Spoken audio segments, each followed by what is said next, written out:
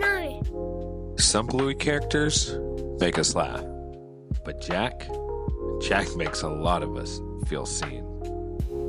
Jack Russell is a Jack Russell Terrier who is introduced in the second season episode of Bluey called Army.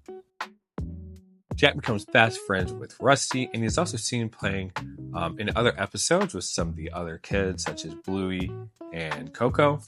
It is clear from the descriptions of Jack that he is some sort of neurodivergent, but it's never really specified whether he has ADHD, autism, or it's both. I don't think it's necessarily important that the label is there, as he is just a character that is there to represent the neurodivergent community. You may hear me throughout this video referring to Jack as having ADHD, as that is what I identify with, but the actual diagnosis, I don't think it's very important. Right away in the episode Army, we get a really good introduction into who Jack is. I'm not good at doing what I'm told. I can't sit still, and I can't remember anything. He lets us know that he is not good at doing what he's told, he can't sit still, and he can't remember anything.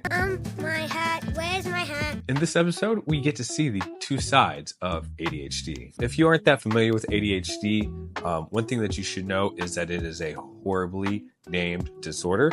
ADHDers don't have an attention of deficit. There's just a difficulty regulating that attention.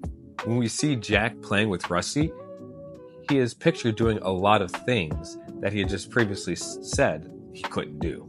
You also see him in this episode while he's on sentry duty, being able to hyper-focus and sit very still. For someone with ADHD, if you're doing something that is fun and engaging, it is less difficult to be able to focus on that thing. Tango 5. No, Tango 6. Tango 7.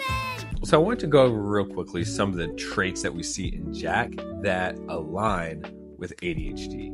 The first thing is difficulty with focus and with working memory. It takes very little time from when Jack is first introduced to when we first start seeing symptoms of ADHD. The car ride to school with his dad and his sister, we see that Jack has forgotten his hat, and in the middle of a conversation, he gets distracted by a goat that they pass on the road. Ooh, look, a goat. We also see with Jack impulsivity and excess energy. We see how just fidgety Jack is as he is basically bouncing out of his car seat. Jack is even self-aware of how big of an issue this is, as when he is recounting his day to his mother, he says that he couldn't sit still as usual.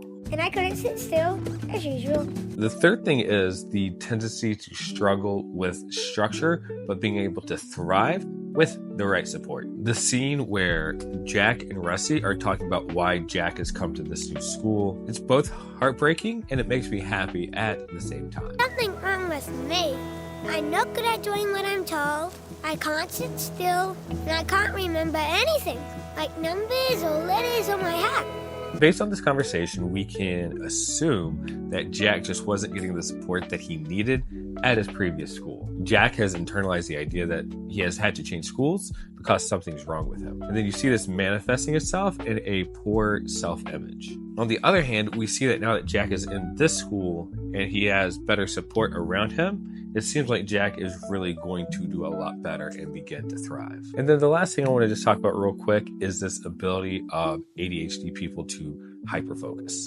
I already mentioned this, but ADHD is not as much a deficit of attention as it is difficulty regulating your attention. And I just love how the writers of this episode show that people with neurodivergencies, they also have strengths. It's really neat to see Jack being able to lock in while he's on sentry duty, and then being able to recall the place where they was at when it's time to call for the dust off. And I think it's important to note just how the writers of this episode of Bluey portray these traits in a way that feels natural and not stereotypical. I really appreciate how the writers handle Jack and his neurodivergence. I feel like so often in media, neurodivergency is often played off as a punchline, or they write a character that is not like super likable. Having a character that may have his quirks, but it's not played for laughs, it is quite refreshing. And it just also allows neurodivergent kids to see themselves in one of the characters of this show that so many children love. So why does this type of representation matter? First of all, it helps kids who may have ADHD, autism, or another type of neurodivergency feel seen. Just because you're different, it doesn't mean that there is something wrong with you. Here's this very heartbreaking line in the episode Army where Jack says that there is something wrong with him, and that's why he had to come to this new school. Again, I think that this type of character helps parents to understand their neurodivergent kid a little bit better.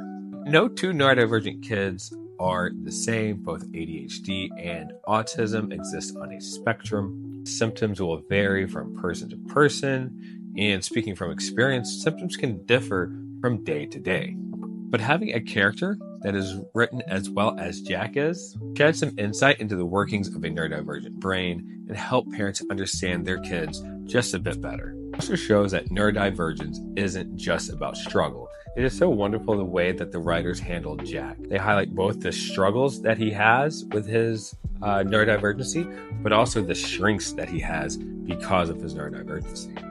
I think it's important to hold both these things in tension because they're both real and they're both part of the experience of somebody with ADHD or autism or any other type of neurodivergency. We see throughout the character development of Jack that he tends to be very creative, he tends to be very enthusiastic, and he is extremely resilient. Then I just want to take a moment to just give you guys a dad's takeaway, a dad's perspective on Jack. First of all, for me, I find Jack to be the most relatable character on Bluey. Yeah, even more so than Bandit. Even as an adult, I will look at some of the things that Jack is going through and go, yep, Jack, I get you, dude. So many of the things that I see him struggling with is also things that I struggle with as a 38-year-old adult. The world that we live in was built by neurotypical people for neurotypical people. We have all been taught to think in neurotypical ways, even those of us who are neurodivergent.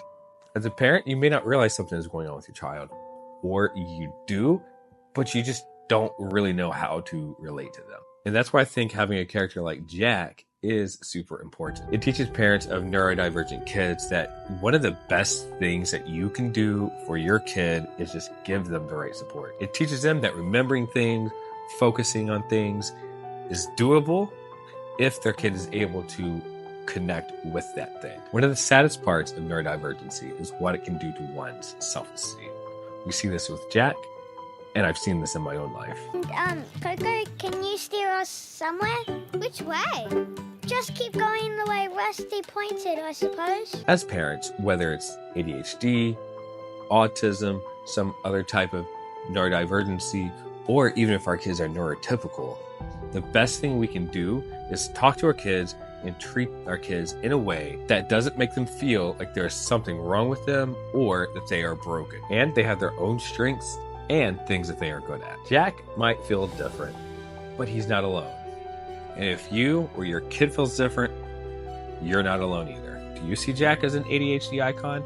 Let me know down in the comments. If you enjoy Bluey as much as I do, check out this ranking of some of the best Bluey characters in the show.